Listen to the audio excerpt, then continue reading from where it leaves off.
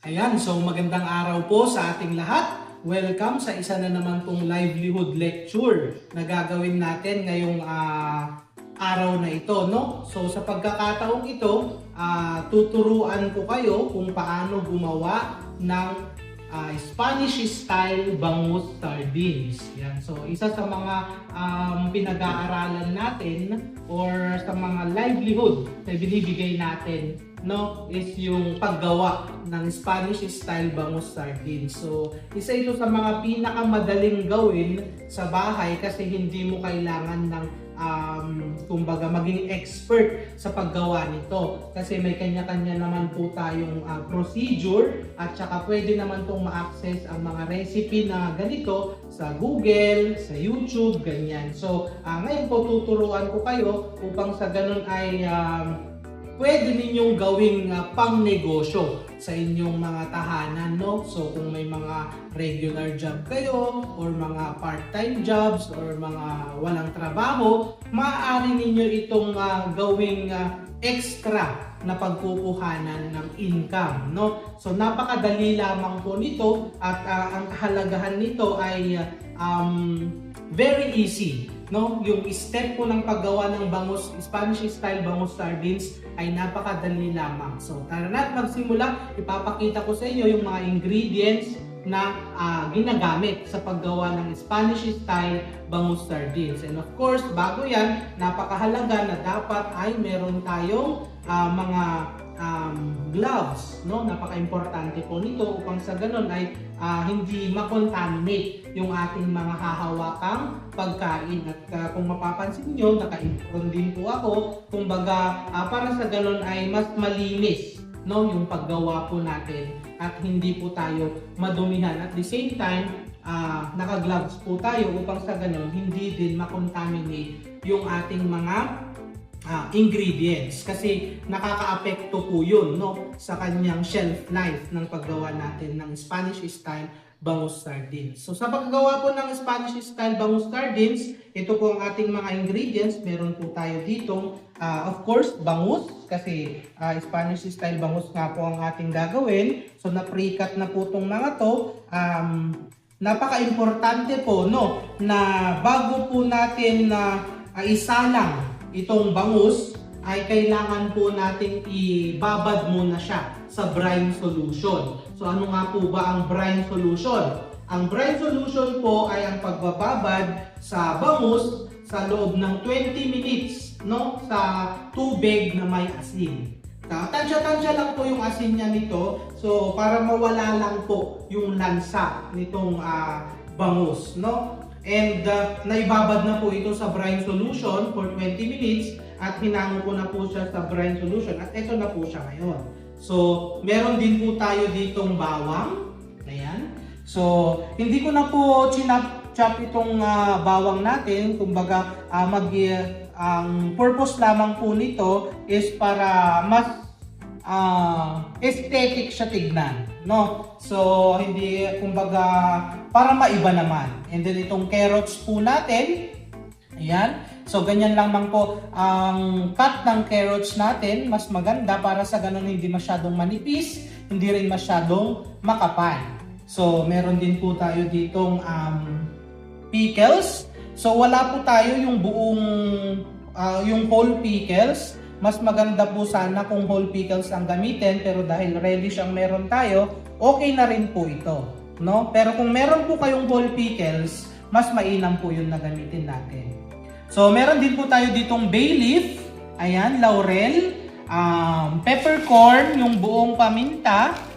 Mas mainam pong gamitin ito kaysa sa durog para sa ganun ay magkaroon pa siya ng extra kumbaga visual, no, na magpapaganda sa itsura ng ating Spanish style bangus sardines mamaya. Meron din po tayo ditong chilies, no? So siling labuyo. So optional po ito, kung ayaw nyo ng maanghang, pwede nyo pong hindi lagyan ng siling labuyo, no? Pwede lang din naman po yun. Pero sa version po natin ngayon, maglalagay po tayo ng siling labuyo. And then meron po tayo ditong asin at saka itong shrimp broth cubes. So, dagdag pampalasa lamang po ito na inilalagay natin para sa ganun mas maging malasa po yung ating Spanish style bangus sardines. Meron din po tayo ditong green olives. Ayan. Tapos, pitted black olives. Yan. So, kompleto po ang ating ingredients ngayon. Meron po tayo niyan. And then, oyster sauce. Yan. Dagdag pampalasa din po ito. Gamit po natin Mamacita's oyster sauce. Pero kahit anong klaseng oyster sauce, pwede nyo pong gamitin. Kung wala pong oyster sauce, pwede lamang po ang soy sauce. No? Dagdagan nyo lamang po ng konting sugar. Tapos, meron din po tayo ditong vinegar, cane vinegar. So, pampatanggal lamang po ito ng lansa and then pampadagdag po ng kanyang shelf life. Nakakatulong din po ito para ma-prolong yung shelf life po ng ating mga produkto. And then of course, meron po tayo ditong olive oil. Yun. So olive oil po ang gagamitin natin ngayon para sa ganon sa mga health conscious. Pasok na pasok po ito sa mga health conscious na lalo-lalo na kung nagda-diet, ganyan, kung yung mga mamimili natin or mga target market natin ay nagda-diet. And of course, kailanganin po natin ng disposable na mga ganito, tubs, upang sa ganun for packaging na po mamaya. Pwede rin po kayong gumamit kung gusto ninyo ng mga jar, no? Kung gusto nyo ng mas aesthetic tignan, mas presentable, mas maganda tignan for longer shelf life, no? Pwede po tayong gumamit ng mga jars. Okay? So, ayan. So, simulan na po natin ang pagluluto ng ating Spanish style bangus sardines. So, dito, i-ready lamang po natin yung ating pressure cooker. Tapos, naglagay na po tayo ng mga bangus. Ayan. Tapos, bawang. Yung bay leaf natin. Carrots. Yan, ikalat-kalat lang po natin siya dyan upang sa ganun ay manuot talaga yung lasa. Ito yung ating chilies. Peppercorn. Maglagay ulit tayo ng another layer ng bangus.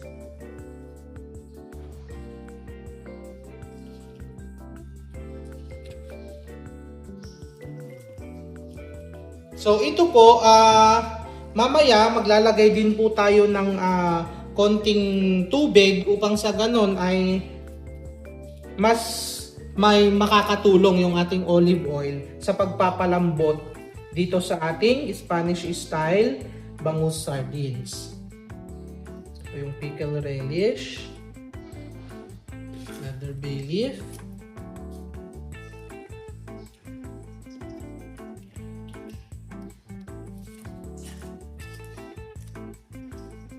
Yan, kung mapapansin nyo po, madami-dami po itong ating bangus. Tansya ko mga nasa 3 kilos ito. 3 kilos opo. Ayan. So, maglagay na tayo ng another set ng bawang. So sa paggawa po ng bangus, Spanish style bangus sardines, napaka-importante po na meron tayong listahan ng mga ingredients natin, na yung mga ginastos po natin for our ingredients. Kasi doon po natin malalaman ang tamang pag-costing po natin, no? Maglagay na po tayo ng olives. Ayan. Green olives.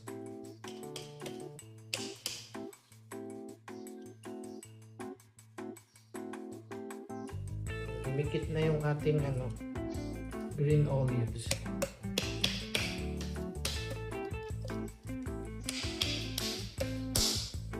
Yun.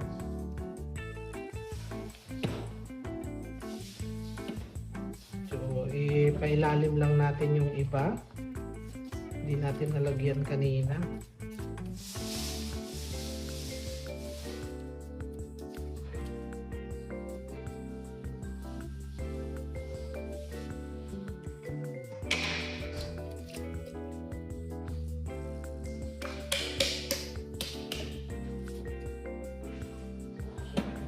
Maglagay din po tayo ng black olives.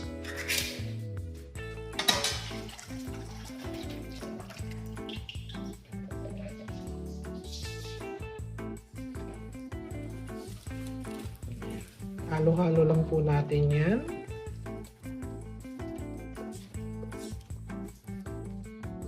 Ayan, so maglagay na din po tayo ng mga natitira pang ingredients. Meron pa po tayo ditong bay leaf, peppercorn. So lagay na po natin itong lahat ng pickle relish. So magdagdag pampalasa po lahat yung mga yan. Then chili. Spicy po itong ating Spanish style bangus sardines. Ang nagagawin natin ngayon, no? And then, wag po nating kalimutan maglagay ng salt. Ayan.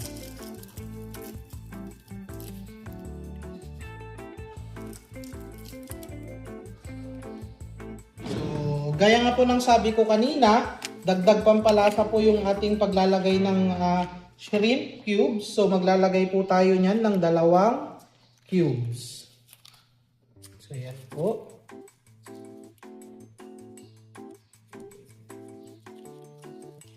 Then, ayan. So, 2 po ang nilagay natin.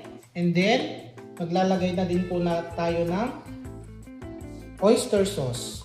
So, tansya-tansya lamang po ito. Pwede nyo pong sukatin. Pero, pwede lamang pong itong tansyahin.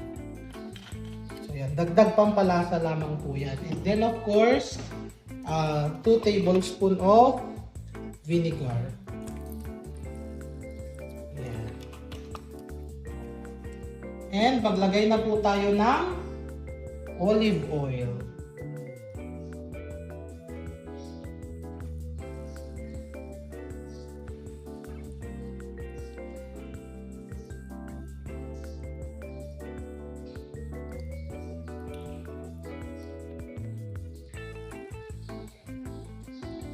Ayan. So, ito na po ang ating olive oil. So, sa paggawa po ng Spanish style bangus sardines, pwede lamang po na kung wala kayong olive oil, since medyo pricey po, no, ang olive oil, ay pwede pong alternative niya is canola oil or corn oil. Huwag po tayong gagamit ng vegetable oil kasi kapag vegetable oil po ang ginamit natin, medyo magkakaroon po siya ng distinct amoy, no? Parang magiging parang amoy putik yung bangus natin, no? So mas mainam na ang gamitin natin is corn oil or canola oil. Ayan. So ayan, so gaya ng sabi ko kanina, magdadagdag din tayo ng tubig upang sa ganon ay tutulong sa pagluto ng ating bangus, no? Since i-pressure cooker naman natin ito. Ayan. So, yan ang kailangan natin, no? Yung medyo yung level ng tubig at oil na kailangan is ka-level noong mga isda. Ayan. So, dagdagan pa po natin ng konting tubig. So, yung medyo just enough para ma-submerge po siya. Yan. So, yan na po. Ito na po ang ating Spanish style bangus sardines. So, i-pressure cooker lamang po natin ito ng 1 hour 30 minutes in a medium heat, no? Hindi masyadong malakas. So pwede po nating lakasan sa una, pero once na tumunog na po yung ating pressure cooker, doon na po tayo mag-start na magbilang, no, ng 1 hour and 30 minutes bago po natin i-check kung talagang malambot na po yung ating bangus. Kasi dapat pati buto po ay nakakain, no, malambot na malambot. So high fire po ang gagamitin natin hanggang sa tumunog, and then ipahina na po natin yung apoy just enough na tumutunog pa rin yung ating pressure cooker, and then dun na po tayo magbibilang ng 1 hour and 30 minutes. So ganun lamang po ang pagluluto, no, ng ating Spanish style bangus sardines, no? So ayan, isasalang na po natin siya sa ating lutuan. Takpan na po natin.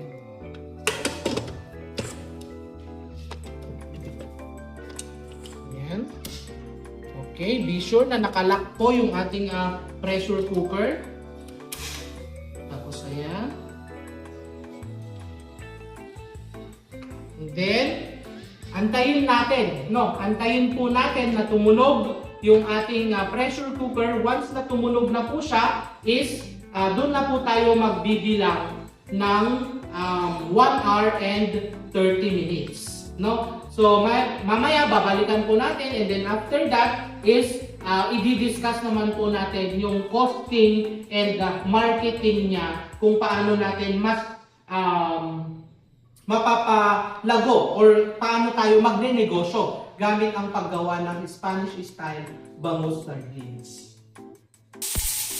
Ayan, so ito, kumukulo na po yung ating Spanish style bangus sardines. 1 hour 30 minutes na po itong kumukulo. So pag 1 hour 30 minutes na po siyang kumukulo or nag-whistle ka na ganyan, ibig sabihin, pwede na po natin patayin yung apoy. Ayan, so hayaan lang po natin siyang lumamig, and then bago po tayo mag-packaging. So ito po yung ating packaging. Ayan. So ito po ang gagamitin natin kasi wala po tayong jar, no? Pwede lamang po sa mga ganitong tab kung malapitan lang naman po ang ating mga target market or pagbebentahan. So office mates, mga barkada, classmates, kapitbahay, pwede lang pong gamitin itong tab na ganito. So yan, microwavable oven safe po ito. Tapos naglagay lamang po tayo ng packaging label niya na Spanish style bangus sardines. So, yan po, pwede po kayong mag-edit. Kung may talent po kayo sa pag-edit, pwede po kayong mag-edit ng pang-packaging. So, ayan. So, ito po ang paglalagyan natin mamaya ng ating finished product ng bangus style sardines. So, mamaya papakita ko po sa inyo kung malamig na po itong ating bangus style sardines. Papakita ko po siya sa inyo, and then napaka-importante, take note po, no, bago po tayo mag-packaging, no, siguraduhin po natin na malamig na yung ating bangus.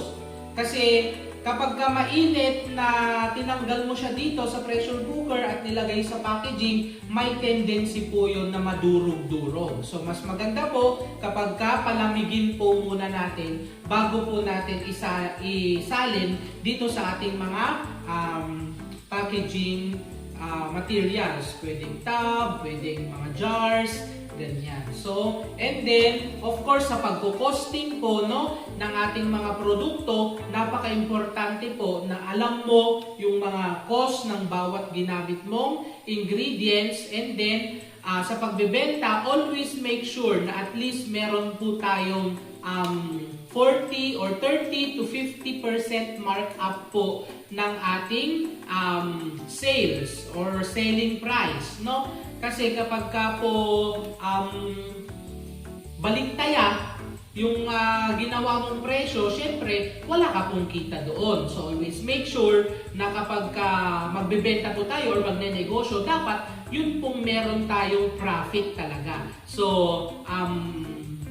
pagdating sa pagbebenta or pagprepresyo naman po ng ating mga produkto, siguro reasonable na po yung 40% or 30 to 50% market price. Huwag naman kung sobrang mahal.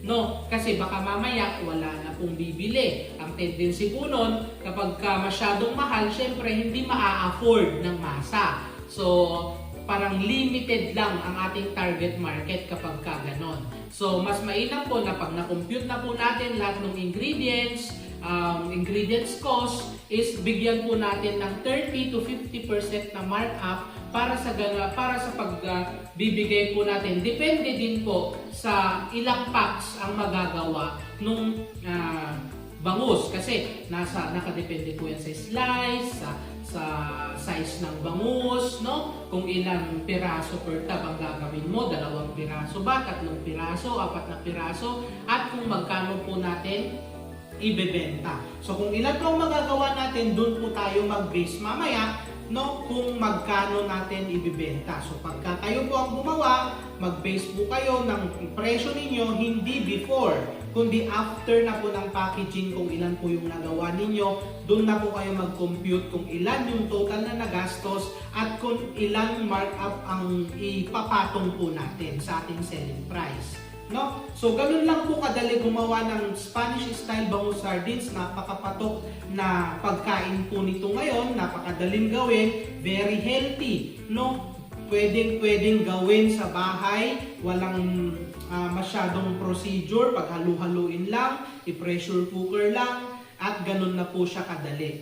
Tapos, ayan. So mamaya po kapag sa pagpa-packaging natin, always make sure na sealed properly, no? At kapag jar naman po ang ginagamit natin, kapag nailagay na natin siya sa jar, huwag po ninyong tatakpan agad. Kailangan mawala po muna yung moist. Kasi pag tinakpan nyo agad, magmo-moist yun. Parang magpuputi-puti sa ilalim, lalong-lalo na kung hindi napuno ng sabaw or olive oil, no? So magmo-moist kasi yun. Pwedeng maka-apekto yun sa shelf life ng ating mga produkto. So mas maganda kapag nailagay natin siya sa mga jar is wag po muna nating pa itakip agad, no? Palamigin po muna natin ng husto bago po natin siya i-properly seal. So yun, maraming salamat po. Meron pong mga katanungan, no, na i-flash mamaya dyan sa screen para sa inyong activity, kung ano po yung natutunan natin dito sa ating livelihood lecture. So mamaya ipapakita po natin, pag-open natin dito, hintayin naman po natin lumamig ng konti, no, bago natin siya i-packaging.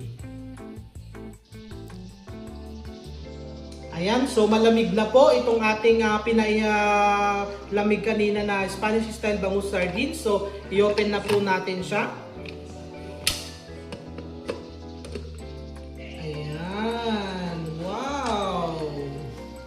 And yan, so kumukulo-kulo pa po mga guys, no? So ayan, so ito po ang ating Spanish style bangus sardines, no? So mamaya papalamigin po muna natin siya ng bongga, no? Bago po natin isalin dito sa ating packaging. So ayan, kung makikita nyo po, napakaganda po ng pagkakaluto nitong ating Spanish style bangus sardines, no?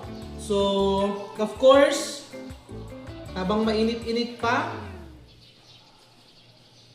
try natin kumuha ng isa. Ito na lang, itong ulo na lang. Ayan, no? Lagyan natin ng olive oil po ang ginamit natin dito. Purong olive oil, no? Para sa mga health conscious. O kung makikita nyo po, ayan po siya. Napakalambot. Ayan, napakalambot po niyan. Yung mga buto po ay talagang napakalambot. Ayan. So, okay, titikman po natin.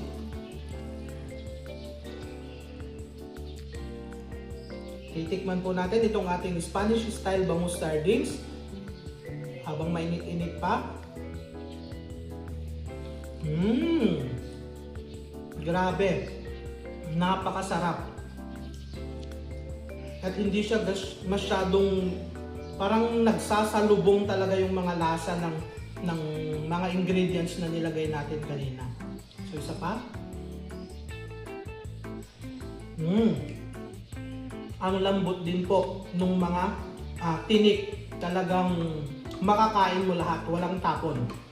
So ganon, papalamigin po muna natin itong ating Spanish style bangus sardines bago po natin isalin dito sa ating packaging. So ayan, so kung malamig na itong ating Spanish style bangus sardines, pwede na po tayong mag-packaging. So ganito lang po. Hindi po yan masyadong mainit, no? Yan. So always make sure na yung paglalagay natin ay very careful tayo. Kita yung carrots. Tapos isa pa ready. So ganyan. 3 pieces, lagay ko muna natin dyan while dito binaber ano. Okay. Tapos na malaki.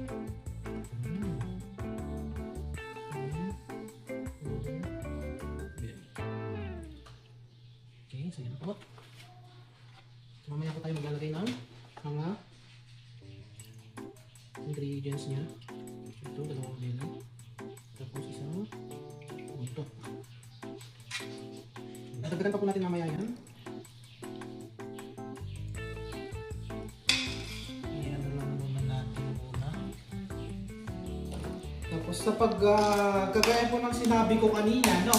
Sa pag-costing po natin, always make sure na or sa pag-pricing natin, always make sure po na lahat po ng cost or ng mga nagamit is properly accounted. Ganon. Dapat nabilang nyo po para sa ganon is pag nag-pricing na po tayo is hindi po tayo lugi doon sa ating pagpa-pricing. So yan. Ayan po siya. Napakasarap. So mamaya lalagyan pa po natin yan ng mga sahog. Gaya nitong olives, carrots. Lalagyan din po tayo ng chilies. Ayan, lalagyan natin siya yan nitong olive oil.